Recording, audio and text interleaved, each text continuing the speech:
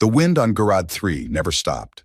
It carried the sound of 1,000 rusted things groaning under the weight of time. Wind whistled through the hollowed bellies of dead ships, shrieked past towers of tangled wiring, and stirred the soot that coated every surface in a choking metallic dust. Oscar stepped out of his ship and into that breathless desolation, boots crunching over broken circuitry and scattered bolts. The air was sour with oxidized iron and burned coolant. The sky, dim and sickly orange, hung low above mountains of mechanical wreckage, stacked so high they blotted out the sun. Somewhere out there, the twin moons would rise later, dragging their pale light across a world forgotten by the stars. He adjusted the strap of his satchel and tapped the console on his wrist. No signals, no activity. Perfect. Garad 3 had once been a supply node during the Third Interstellar Conflict. Now it was nothing more than a graveyard, an endless field of discarded machines and forgotten wars. Whole civilizations' leftovers rotted here, and Oscar, like many others who'd run out of places to belong, had come to pick through the corpses of progress. He didn't plan to stay long. And yet, not 10 minutes into his survey, he heard something. A sound that didn't belong in a dead place. A voice. Thin, high, innocent. Faster than the sky wind, it whispered. Oscar stopped. Instinct kicked in. Half caution, half curiosity. His hand hovered near the stun pistol holstered beneath his coat. Slowly, he moved toward the sound, weaving through shattered drone wings and gutted freight pods. There, between a collapsed shuttle frame and the skeletal remains of a mining walker, he saw her. A child. She was crawling through the dirt. No, dragging herself. She had no legs, only rounded stumps wrapped in thin layers of cloth and old foam, so worn through they offered no protection. Her knees were bleeding, scraped raw from the rough terrain. Dried blood clung to her skin in a pattern that told a long story of this not being the first time. But she was smiling, skin a soft, iridescent blue, faintly luminescent under the hazy light. Her hair, short, white, and uneven, was chopped into a straight bob that framed her face like a halo of snow. Large silver eyes sparkled as she moved, as if this was play, as if this pain was normal. Oscar felt his stomach twist. She was mumbling to herself between gritted teeth. One day, I'll run. Not hop, not crawl, run fast. Like the sky wind. He stood frozen, 1 foot forward, uncertain whether to speak or just vanish before someone took him for a threat. Then she slipped, one arm catching on a jagged bit of old alloy.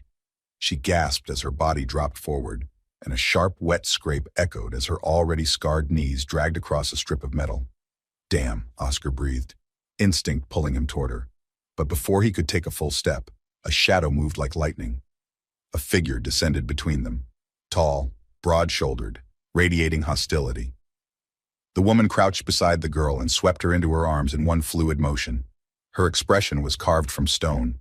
She had the same luminous blue skin as the child, but her hair was long, tied back with loops of copper and bits of salvaged metal that clicked faintly when she moved. Her face was older, sharper, beautiful but fierce, a warrior forged by starvation and fire. She looked up at Oscar, eyes burning yellow-green. "Back away," she said coldly. "I'm not here to hurt anyone," Oscar said, lifting his hands slowly, palms out. "I just saw her fall." "She doesn't fall," the woman snapped. "She moves. That's all she knows how to do." Oscar swallowed. His eyes flicked down to the girl, now nestled against her mother's chest, whispering something too soft to catch. "I've got medical patches," he offered carefully. "That cut on her leg. We don't need your help." The tone left no room for argument. Oscar took a step back, but didn't leave. Not yet. He looked at the girl again. Her name hadn't been spoken aloud, but he already knew she wasn't like most kids. There was too much silence in her, too much determination in her mangled crawl, and too much joy in a world that offered none. "I'm not offering help," he said after a pause. "Just a strip. She's bleeding." The woman said nothing for a long moment. Then finally she nodded, barely. Oscar approached slowly, kneeling to pull out the patch from his kit. When he got close, the little girl peeked out from her mother's arms. "You smell funny," she said. Oscar smiled. "That's what happens when you work with dead tech and old grease for too long." "What's your name?" she asked, tilting her head. "Oscar." "I'm Zara." Her grin widened, revealing tiny, sharp teeth. "You don't look like the others." "What others?" he asked. gently applying the patch to her leg. "The ones that come here. They take parts. They don't talk. They don't look. They never see me." Oscar met her eyes. "Well, I see you." Her grin turned softer, more uncertain. "Mama says people who look too long usually want something." "I don't," he said, and that was true, though he didn't know why. The woman, Mira, he assumed, finally spoke. "You've done enough. Leave." Her voice wasn't cruel, but there was something brittle underneath, like someone who had trusted before and paid for it with blood. Oscar nodded, rising without protest. He looked once more at Zara, whose tiny fingers now clung to a bent piece of tubing she was pretending was a wand. She waved it at him. "Fixerman," she whispered like a spell. "Come back." He turned without a word and walked away, back toward the ridge. He should have kept going. His plan was simple. Locate intact reactor cells, strip them, leave. No risk, no mess. No one else's tragedy to carry on his shoulders. He'd spent the last 6 years running from that exact weight. But as he passed an old, rust-covered sign half buried in the soil, Sector 9, Biotech Disposal Zone, he paused. Something old flickered in his mind. A face, a laugh, a girl who had once called him daddy before fire took her, and everything else. Oscar shook his head hard, like he could physically shove the thought away. He descended back into the wreckage, grabbed what parts he could, and filled his pack with quiet efficiency. He didn't look back at the shelter, or the woman who watched him leave with haunted eyes, or the child who called him Fixerman like a hero in a story. But when the stars crept out and the cold began to settle in the junk, Oscar found himself back in the same alley of twisted metal. He stood there in the dark with a bundle of salvaged servo joints, stripped wiring, and a power core the size of a melon. He wasn't sure why. He just knew that girl deserved more than bleeding knees and empty dreams. And maybe, just maybe, he needed to give something, anything, that wasn't meant to be thrown away. Tomorrow he'd start building, a way for her to stand, a way for her to run. Oscar returned at dawn, before the sky had shifted from bruised violet to its usual dull orange. The world of Garrett 3 was silent except for the whisper of metal in the wind, the occasional groan of shifting scrap heaps, and the static crackle that always haunted the edges of the old battlefield zones. He carried a small satchel, bulging with wires, stripped servos, an ancient joint module that barely passed a diagnostic scan, and a thin fusion coil he'd repaired late into the night. They weren't much, but they were a beginning. He approached the shelter carefully, his boots crunching softly over a trail of crushed screws and dusty footprints. He could already feel her eyes on him. Mira didn't trust easily, and he hadn't expected anything different. She was standing outside the lean-to, arms crossed, the wind pulling gently at her long white hair. Her posture was as solid as it was wary, like someone constantly calculating whether to flee or fight. Her sharp gaze met his without flinching, but she didn't move to stop him. Zara sat near the entrance on a flattened sheet of metal, legs folded beneath her as best they could, humming softly while stacking rusted bolts in a crooked little tower. Her scraped knees were newly bandaged with the patch he'd left yesterday, though the wrappings were already stained dark from fresh movement. When she saw him, her entire face lit up. "Fixerman!" she called, scattering the bolts as she waved. Oscar smiled despite himself. "Told you I'd be back." Mira's voice came sharp from the side. "You didn't say anything. You just walked away." He met her eyes, then nodded once. "Fair." He set down the satchel without stepping closer, careful not to overstep whatever invisible line Mira had drawn between them. "I brought parts," he said. "It's not much, but I've got a few servos that might handle basic load bearing. I can rig a simple lower limb frame. She wouldn't be able to stand long yet, but it's a start." Mira didn't respond right away. Her expression was hard, but not unreadable. There was a tremor there, a shadow of uncertainty flickering behind her tightly controlled stare. "And what do you want for them?" she asked at last. Oscar raised an eyebrow. "Nothing." "That's never true." "It is this time." She studied him, clearly not satisfied with that answer. But Zara had already scrambled to the satchel, her small hands diving into it like it was treasure. She pulled out a servo with a triumphant grin and held it to the light. "Will this make me fly?" she asked. Oscar crouched beside her. "Not yet, but maybe someday." She giggled, placing the part against her thigh like it might attach itself by magic. "I want to run first. Then maybe I'll fly." Mira stepped forward. Zara, be careful with that. It's fine, Oscar said gently. Let her feel it. Dreaming's half the battle. Mira frowned, arms folding tighter across her chest. Dreams don't mean anything on this planet. Oscar didn't argue.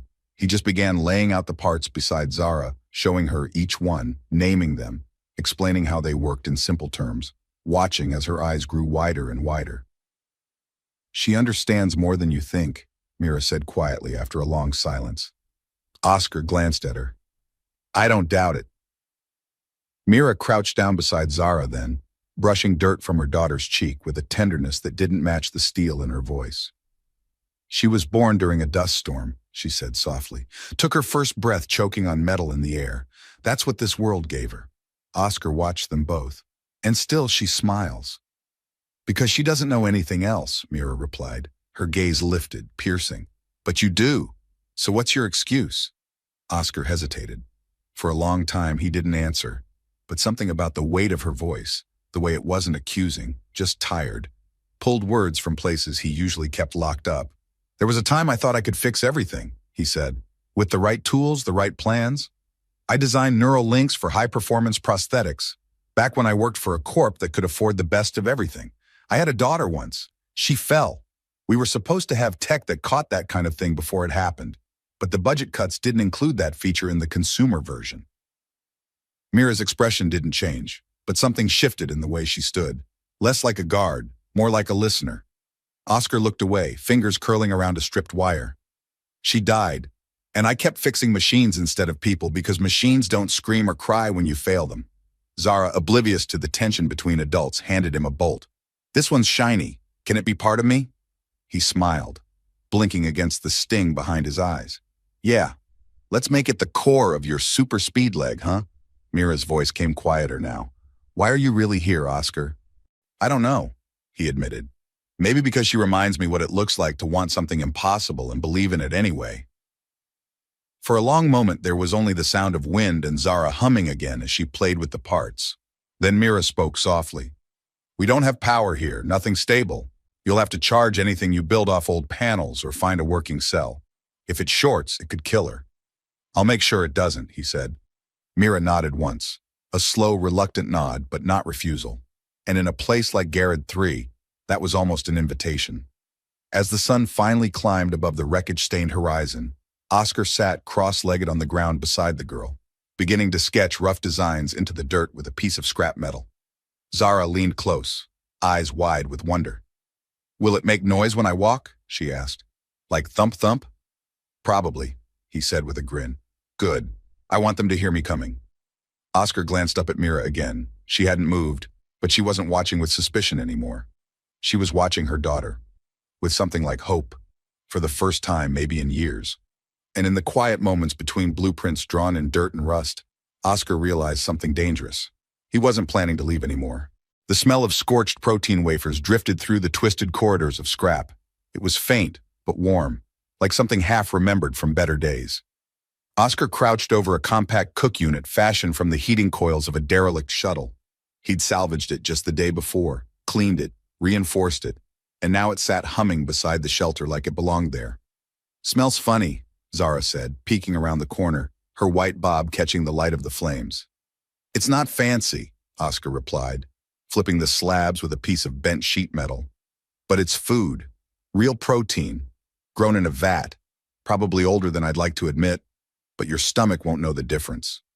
Zara giggled, crawling closer. She wore her prosthetics again today, still shaky but improving. Every time she stumbled, she laughed. Every time she stood taller. Mira watched from the entrance of the shelter, arms folded, eyes sharp but no longer cold. Her long white hair was braided today, tied back with a bit of copper wiring. She hadn't said much since Zara first stood the night before, but her silence wasn't icy like before. It was thoughtful, waiting, watching. Oscar looked up at her. You eat yet? We're fine, she said. He arched a brow. You're proud, Mira. I get that. But proud doesn't feed your daughter. She didn't respond. Zara tugged at her mother's sleeve. Can we try it, Mama? It smells like burnt space station. Oscar laughed. Mira's lips twitched, almost a smile. Come on, he said, gesturing to the stones he'd arranged in a half circle. No strings, just dinner. Eventually, Mira came forward and sat down slowly beside Zara. The child nestled against her, legs stretching out stiffly in the braces. Mira watched her daughter's face, then looked at the food, skeptical but silent. Oscar served them using a bit of flat alloy he'd scrubbed clean. The protein wafers were crisp at the edges, soft in the middle, infused with basic nutrients and a little salt. He handed the first plate to Zara, who sniffed it like a curious animal. She took a bite. Her eyes widened. "It tastes like chewy stars," she declared. "That's a compliment, I hope." Zara nodded furiously. "Chewy, salty stars." Mira tasted hers more cautiously. After a pause, she gave a soft exhale, almost a sigh. "I forgot how warm food feels in the chest," she murmured, barely audible. Oscar didn't say anything. He handed her a small flask of filtered water and then pulled a slim black wrap bar from his coat pocket. He unwrapped it and broke off a square. "I was saving this," he said, "but I think it'll do more good here." Zara's eyes lit up. "What is it?" "Chocolate," Oscar said. "Earth food." She reached for it eagerly. Mira instinctively moved to stop her, but Oscar held up a hand. "It's safe, sweet, bit strong, but you'll like it." Zara popped it into her mouth and immediately froze. Her eyes went wide. She made a small, surprised noise, then slapped her hands over her mouth, chewing with comical exaggeration. When she swallowed, she stared at Oscar like he'd just handed her a miracle. "That," she whispered, "tastes like dreams." Oscar grinned. "I thought it might." She looked at her mother. "Mama, did you ever taste a dream?" Mira reached out, gently brushing a crumb from her daughter's cheek. "Not like that?" Zara offered the second piece. "You should." Mira hesitated, then took it. She didn't react much, but when she looked back at Oscar, her eyes were softer, quieter. "You shouldn't give things like that away," she said. "It's just chocolate," he replied. "No," she said, her voice low. "It's something we didn't think we'd ever have again." Oscar didn't argue.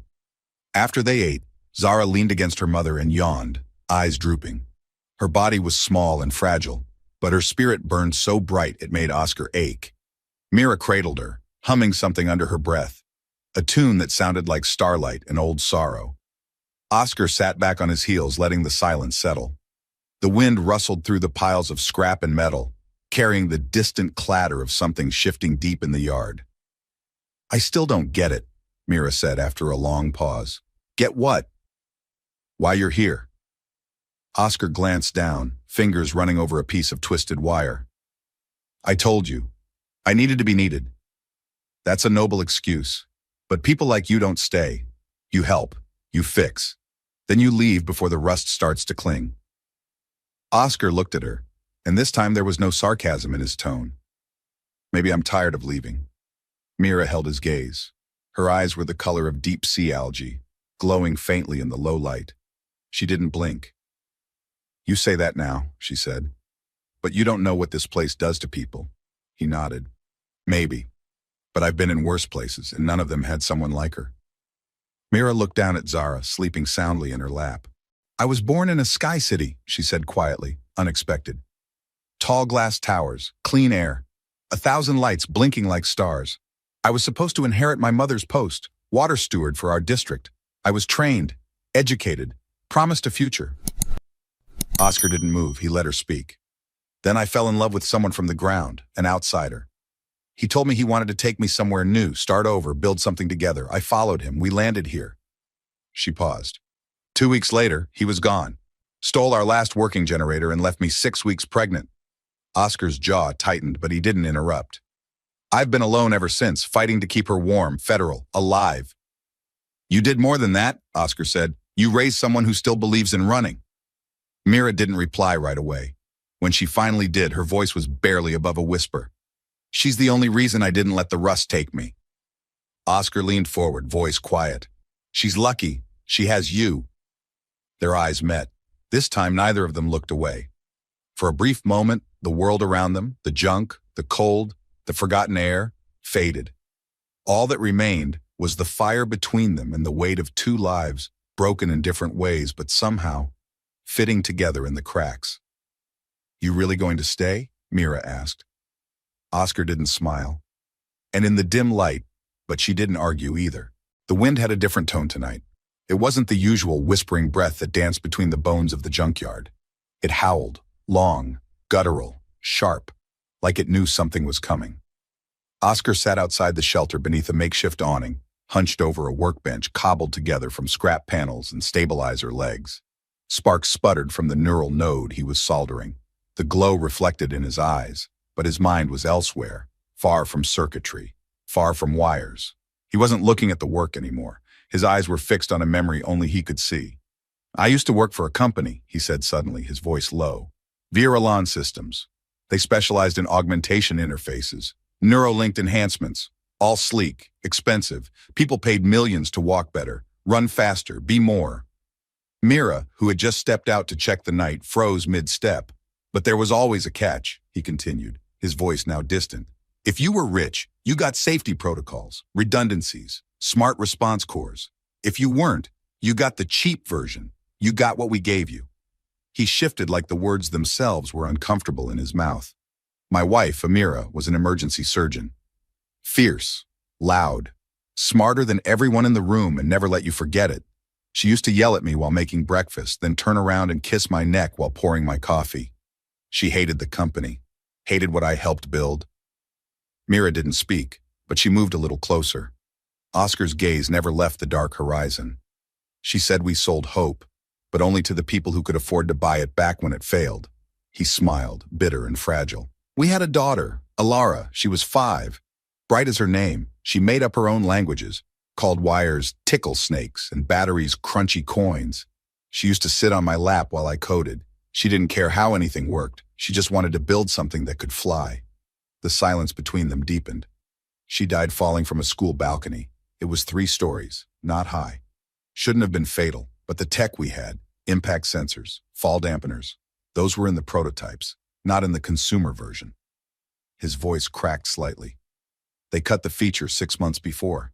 Said it wasn't cost-effective. Quiet decision. No press release. Just gone." He took a breath and let it out slowly. She hit the ground and never woke up. Mira didn't look away. Her arms were folded now, tight across her chest, not out of judgment, but because she understood what it meant to hold something in too long. "I spent 3 weeks in our apartment," Oscar said. "I couldn't walk past her room. I kept her bracelet in my pocket. Still do." He tapped his coat. "Amira couldn't stay. She didn't leave angry, just empty. She said the walls screamed, said she had to go before she forgot how to breathe." He glanced toward the shelter, toward the sound of soft breathing coming from inside. "I didn't blame her." He looked at Mira now, really looked.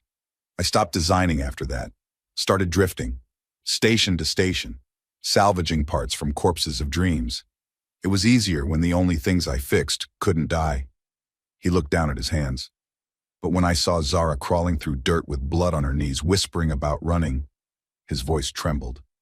"I saw Ilara, not her face, not her voice, just the same fire, the same belief that she could fly." He swallowed hard. "I couldn't walk away again." Mira said nothing for a long time. "Then, you stayed." "I did." And then, without warning, the wind changed again. Oscar stiffened. So did Mira. Underneath the wind, now came the low, pulsing drone of an engine, throaty, predatory. The whine of hovercraft turbines, approaching fast. Oscar stood, his body tensing as if someone had pulled a string in his spine. Mira's eyes narrowed. "You hear that?" she asked. He nodded. "Sector raiders? Or worse?" Oscar scanned the wreckage. 50 meters west," he said quickly. "Collapsed cryopod casing, shielded, hard to scan." Mira's jaw tightened. "I'm not leaving her." "You're not," he said calmly. "I'll take her, you stay here, guard the entrance. If they find nothing, they'll move on." Mira hesitated just a second. Then she disappeared into the shelter and re-emerged, Zara, already wrapped in a thick cloth, barely awake and blinking against the cold. "Mom?" she whispered, frightened. "It's all right, little star," Mira whispered, crouching beside her. "Remember our game?" "Hide and glow," Zara said, nodding. Oscar held out his arms. Mira didn't move at first. Then, eyes filled with silent fury and fragile trust, she passed her daughter to him. Oscar didn't wait. He moved like a shadow, quick, low, weaving between scrap towers and collapsed freighters, hugging darkness as if it were armor. Zara trembled in his arms. He whispered softly, "You're doing perfect. Just a bit further. You're a ghost now, Zara, quiet as a starbeam." They reached the pod. Oscar pried it open, slipped inside and closed the lid. Darkness swallowed them. Above, engines roared. Voices, flashlights, the hiss of a plasma torch. Zara clung to him, face buried in his chest. "You're safe," he whispered, over and over. "I've got you." Eventually the sounds faded. The rig powered up.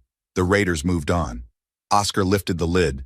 Night air rushed in. He smiled down at her. "We won." Zara blinked up at him. "We shined small." Back at the shelter, Mira stood amid the destruction.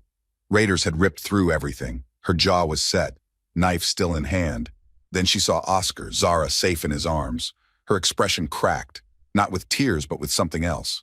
Relief laced with disbelief. "She's all right," he said simply. Mira took her daughter. Zara pressed her face to her mother's shoulder. "He hid me in the stars," she mumbled, already falling asleep again. That night they sat around the fire, silent, closer than they'd ever been. After Zara had drifted into sleep, Mira finally spoke. "I lost someone in a raid like that," she said. Oscar turned. "My brother. They came for our fuel. We had none left. He told me to run. I ran." Her voice thinned. "Zara was born 3 months later." Oscar said nothing, just nodded. "You kept her alive," he said eventually. "That matters." Mira looked at him. "She's the only thing that does." Silence stretched between them, then soft as a confession. "Thank you, for tonight." Oscar met her gaze. "I'd do it again." She nodded once. That was all. When he stood to retreat into his corner, she didn't stop him, but her voice followed him. "Maybe it's time to stop surviving." Oscar paused. He didn't look back, but he didn't go far. That night, Mira fell asleep with Zara wrapped in her arms and didn't wake with fear clawing at her chest. Just a question whispered into her own dreams. What if we're not broken anymore? The junkyard didn't sleep, but it could grow quiet, eerily so. After the raid, Garrett 3 fell into one of those long silences, as though the metal graveyard was holding its breath, waiting for something to change. The air still carried the faint chemical bite of scorched fuel and oxidized circuitry, but it no longer threatened. It merely lingered, like a warning. Oscar stood at the edge of their shelter, hands on his hips, eyes scanning the horizon. The scavenger gang was gone. Their repulsor trails faded, but he knew better than to trust a moment's peace out here. Trouble rarely knocked twice in the same way, but it always found its way back eventually. Behind him, inside the low, curved walls of their makeshift home, Zara slept soundly beneath a patchwork blanket. Mira sat nearby, legs crossed, quietly sharpening the edge of a broken blade. Not for violence, just habit. Something in her hands to keep her anchored, to keep the fear from creeping too deep. Oscar's attention returned to the pieces spread out across the work table he'd scavenged from a downed escape pod. The prosthetic legs, his creation, his promise to Zara, lay in front of him like the pieces of a puzzle still refusing to fit. Wires coiled like vines across the table's surface. Servos lay half exposed, circuits exposed like nerves beneath skin. They were almost ready, but not enough. The raid had damaged more than he'd realized. A support joint had seized mid-stride. A thermal sensor had shorted out. The gyroscope he'd carefully calibrated had fractured during their sprint to the cryopod. Zara didn't complain. She only smiled and said, "It's okay, I can wait. But I won't wait forever, Fixerman." Oscar had chuckled at that. But now, as he stared down at his broken design, he didn't feel like laughing. He needed more, stronger parts, lighter metal. Something that wouldn't fail, not when she was trusting it with her dreams. A soft voice stirred him from his thoughts. "You're grinding your teeth again." He turned. Mira stood behind him, arms crossed, her expression unreadable. "That usually means frustration or guilt," he sighed. "Maybe both." "She doesn't blame you," Mira said. "Neither do I." Oscar glanced at the leg components. "That's the problem, I do." There was a silence between them, not cold, just full. Then Mira stepped closer. "What do you need?" Oscar blinked. "What?" "To finish them," she said. "What do you need?" He looked at her, unsure if this was a test or something else. "Hyperflex alloy for the thigh brace, a dual balance stabilizer, and something I haven't figured out yet, something to make them more than just legs." Movement without fear, Mira murmured. He nodded. Exactly. She stared at him for a moment, then turned and picked up her blade. I know where we might find something. West Ridge. There's an old mech drop site, pre-collapse era, heavy military tech. Scanners barely work there. You've been there? She smirked. Not alone, and not recently, but we'll go tomorrow, together. Oscar raised an eyebrow. You're volunteering to scavenge with me? I'm volunteering to build legs that won't break under my daughter. His chest tightened a little at that, but he nodded. That night, while Zara slept and the junkyard wind whispered through holes in the siding, Oscar sat beside his tools, sketching a new design by firelight. Mira sat across from him, polishing the curved brace they'd salvaged that morning. The crackle of the fire was the only sound, but it was a comfortable silence. At one point, their hands met over the same bolt. She didn't pull away. Neither did he. The next morning, they moved early. Mira led the way through a maze of collapsed cargo ships and rust-choked service tunnels. Her steps were quick, precise, but she always paused to let Oscar catch up. She didn't talk much. He didn't press her. Eventually, they reached the drop site, a half-buried husk of a combat walker surrounded by twisted steel and cracked power cores. The air shimmered faintly with residual charge. It felt like stepping into the bones of a long-dead beast. This is where my brother died, Mira said softly. Oscar stopped beside her. I'm sorry.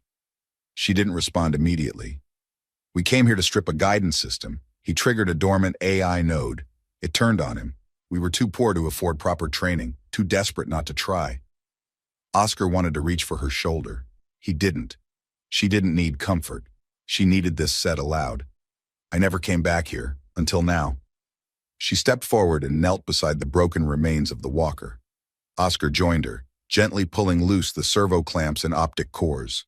Beneath a burned panel, he found a dual-joint stabilizer, still intact, shielded by chance or fate.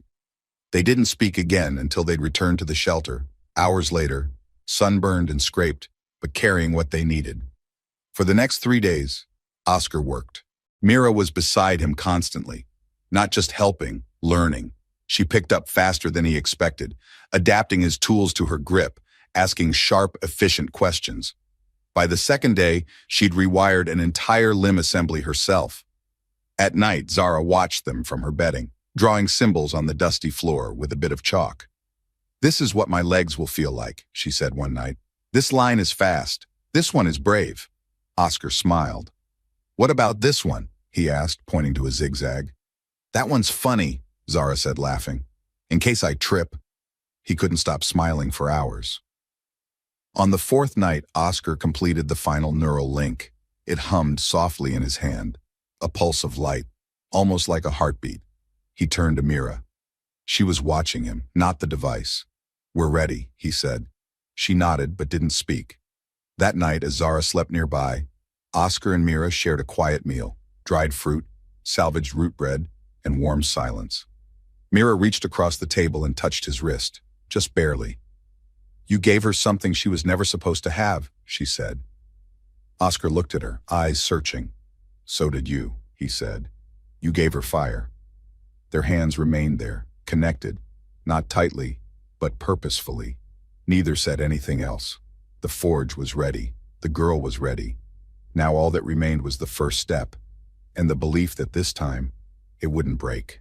Morning arrived gently, as if Garad 3 itself didn't want to disturb what was coming. Pale light filtered through the cracks in the shelter's patched ceiling, brushing against the wall like a hand searching in the dark. Outside, the junkyard was still for once, almost reverent in its silence. No wind, no engines, just the hum of anticipation, like the world knew it was about to witness something sacred. Inside, Zara sat upright, legs stretched out in front of her, her little blue hands resting on the alloy thigh guards of her new prosthetics.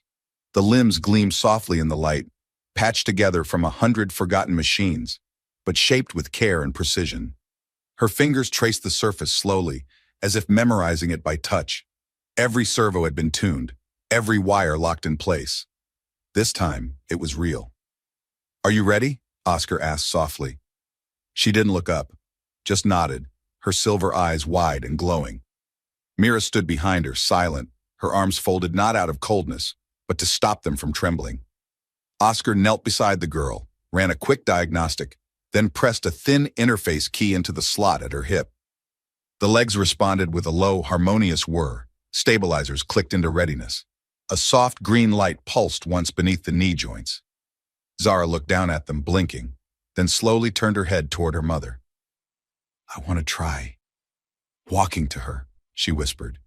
Oscar froze. He looked up at Mira, whose expression flickered, surprise, then something deeper. Her lips parted slightly, but no sound came. Oscar stepped back. "It's your moment." He moved out of the way.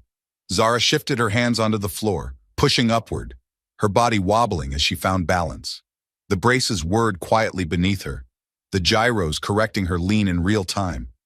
For a second, she stood still, taller than she'd ever been, looking straight into her mother's eyes. Mira didn't speak. She didn't move. Zara took a breath and stepped forward. The motion was small, a shuffle, but it was hers. Then another step, smoother, stronger. Her arms lifted for balance, awkward and bird-like. Her face lit up with sudden wonder, as if the ground had risen to meet her instead of the other way around. She walked. She walked toward her mother. Her smile grew impossibly wide, a burst of light breaking through the grime of the world. Her eyes shimmered, her whole body humming with uncontainable joy. And with every trembling step, that joy grew louder, until it exploded from her lips in a shout, "I'm walking!" Her voice cracked with laughter, raw, uncontrollable, beautiful. She was crying too, though she didn't seem to notice. "Mama, look what I can do!" Mira's hands covered her mouth, her eyes flooded, spilling silently down her cheeks. She didn't move, not yet. She couldn't. Her knees had gone weak. Zara reached her. She launched into her mother's arms with all the force her tiny frame could muster. The impact nearly knocked Mira off balance, but she held her as if she might vanish. Oscar stood nearby, hands still at his sides, chest rising and falling in quiet awe. He'd imagined this moment, built it in his mind 1,000 times, but nothing could have prepared him for what it felt like. Zara turned slightly in her mother's arms, her face radiant. "I did it! I walked to you, Mama." "You did," Mira whispered.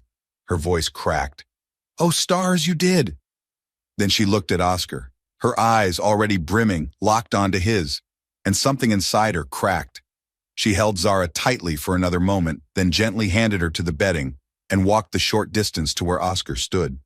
And there, without a word, she pressed her face into his shoulder and began to sob, not in shame, not in weakness, in release. Years of holding it all in, years of being strong for someone else, of surviving, shielding, fighting alone. It all came undone in that moment, unraveling like thread in the seams of her heart. Oscar froze for just a second, startled by the intimacy of it. Then he wrapped his arms around her. One hand came up to the back of her head, the other to her waist. He said nothing. He didn't need to. Mira's tears soaked into the worn fabric of his coat. Her body trembled against him. But for the first time since he'd met her, she allowed herself to lean, not out of necessity, but because she wanted to. Zara watched from the bedding, quiet now, her eyes wide and soft. She smiled. Oscar tilted his head, his cheek brushing against Mira's temple. And slowly, gently, she looked up at him, eyes wet, cheeks flushed, soul unguarded. He hesitated, but when she didn't pull away, when her breath stilled and her gaze lingered on his mouth, he leaned in and kissed her. It wasn't urgent. It wasn't planned. It was soft, barely a breath, like two people who had forgotten what tenderness felt like. The kiss carried no promises, only truth. When they pulled apart, Mira didn't step back. She rested her forehead against his, eyes closed, hands still holding the front of his shirt. "You stayed," she whispered. "I meant to," he said. "I didn't think I could feel this again." He smiled. "Neither did I." A long silence fell between them, quiet, golden, fragile. Then Zara's voice cut through it, bright and proud. "Mama, I think I want to try running next." Mira let out a breath that turned into a laugh, full, real, and utterly alive. Oscar looked toward the girl and smiled. "Let's not rush perfection." Zara grinned. "But I'm not afraid of falling anymore." Mira turned to her daughter, her hands still entwined in Oscar's. "You never were." Outside, the wind picked up again, whispering through the wreckage. But for the first time, it didn't sound like loneliness. It sounded like a song, a quiet celebration. And in that rust-choked graveyard of a world, Something small, tender, and eternal had begun to bloom. The wind over Garrod 3 had changed. It still blew through broken hulls and tangled towers of forgotten metal, still sang across shattered plating and sun-bleached cables, but it no longer howled like a wounded thing. Now it whispered like a goodbye. Oscar stood at the edge of the junk field, wiping dust from his hands as the rising sun painted the sky in rust and gold. His old shuttle, patched, weathered, but fully functional, rested behind him, her engine ports glinting faintly in the morning light. He'd spent weeks repairing her in secret, careful not to raise false hope before he knew he could finish. And now, she was ready. The last engine check blinked green. The fuel cells were full. The system's nav beacon had locked onto coordinates he'd stared at for nights on end. Callan 6, a green colony nestled in a forgotten arm of the habitus loop. A world where the air was clean, the water drinkable, the land unscarred. A world where Zara could run without slicing her feet open on scrap. Where Mira could sleep without one eye open. Where they could all begin again. He turned at the sound of approaching footsteps. Mira walked toward him across the dust-swept ground, her long white hair pulled back loosely. Her movements were slower this morning, not tired but thoughtful. At her side, Zara trailed behind, her prosthetics clicking softly, balanced now by perfect calibration. Oscar gave them a small smile. She's ready. Zara stopped beside him and stared up at the ship. Her eyes went wide. It's beautiful, she breathed. Oscar chuckled. She's old and stubborn, but she flies. Like me, Zara said proudly, stretching out one leg and flexing the joint. Mira stopped a few paces behind, arms folded lightly, gaze locked on the shuttle. She didn't say anything right away. Oscar stepped toward her, his voice quieter now. We don't have to go far, just far enough. Mira looked at him, then back at the junkyard stretching out behind them, an ocean of rusted bones and memories she'd never asked for. I didn't think we'd ever leave this place, she said. You're not just leaving it, Oscar replied. You're choosing something better. She was silent for a long moment. Then she nodded. Not quick, not dramatic, just certain. Zara let out a whoop of excitement and darted back toward the shelter. I have to say goodbye, she called. Oscar frowned. To what? To the robot leg I drew a smiley face on, and the pipe I pretended was a sword, and the hole I hid in that one time. Mira smiled. She remembers everything.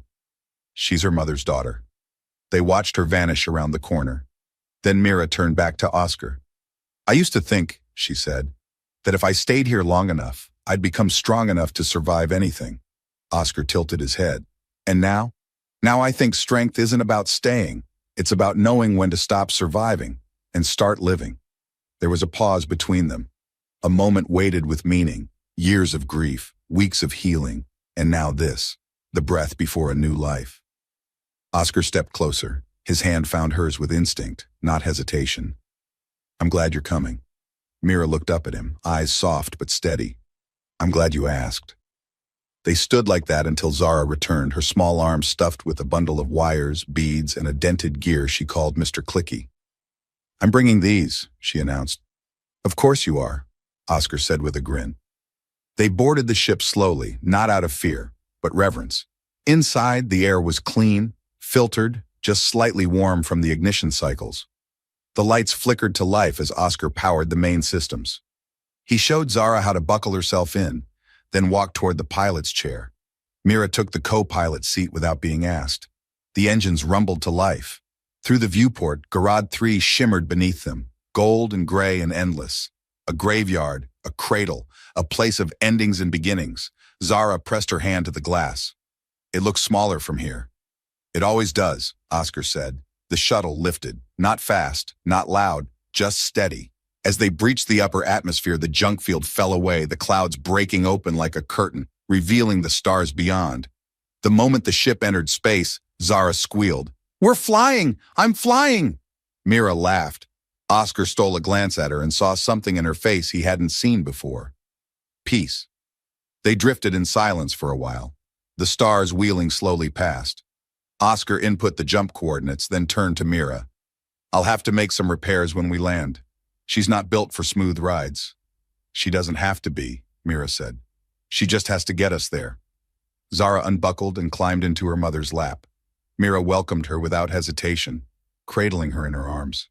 Oscar watched them both, heart full and still. You gave her legs, Mira said softly. You gave her a reason to use them.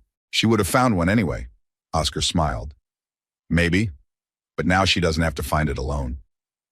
The moment lingered, warm and weightless. Then slowly, Mira reached over and touched Oscar's face, a gentle brush of her fingers across his cheek. I used to think love was a luxury, she said, something people like us didn't get to have. Oscar turned his face into her hand. And now? Now I think it was just waiting for the right kind of broken. He leaned forward and kissed her again, this time not in sorrow, not in aftermath, but in light. Zara made a face. You, grown-ups are weird. They laughed, all three of them. When the jump sequence began to count down, Oscar took Mira's hand again. 5. The engines flared. 4. Mira kissed Zara's forehead. 3. Zara held tight to Mr. Clicky and smiled like the stars were hers. 2. Oscar looked ahead, past the rust and the silence and the ghosts. 1. And then they were gone. Off Garrett 3, into something new, into something alive. The air on Callan 13 smelled of earth. Fresh, loamy, sun-kissed earth. Not chemicals, not heat-seared metal, not burnt ozone or scorched dust, but real ground. Soil that grew things. Trees that whispered instead of groaned. Grass that curled between toes like tiny green ribbons. It had rained the night before, and now the colony shimmered with soft moisture. Dew clung to flower petals and solar panels alike, and in the distance, birds, real birds, sang out in short, crystalline notes. The sun had just begun to stretch over the horizon, casting long golden streaks across the open fields and the gleaming white buildings nestled into the slope of a hill. And in the middle of it all, like a comet streaking across a young sky, Zara ran, not stumbled, not practiced. She ran. Her prosthetic legs, newly upgraded by Oscar and a colony tech named Dala, moved beneath her like they were born of her spirit, not steel. They shimmered faintly with blue tracers as she dashed across the soft, springy grass, kicking up little clumps of dirt and laughter behind her. "Mama, look!" she cried out. "I'm so fast, even the wind's chasing me!" Mira stood on the porch of their new home, a modest, sunlit structure of white polyglass and wood-grown composite, wrapped in flowering vines that bloomed overnight thanks to Callan 13's engineered soil. Her long white hair drifted in the breeze. She was barefoot, smiling. "I see you, little star," she called back. Zara twirled mid-stride, arms outstretched, a blur of silver and blue, her laughter echoing across the meadow like music. A few colony children watched from a distance, stunned. Some clapped, others stared wide-eyed. Zara didn't notice. She was too alive.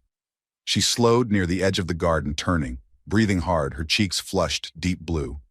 Oscar approached from the side, wiping his hands on a rag. He'd been installing a water recycler that morning, something simple but satisfying.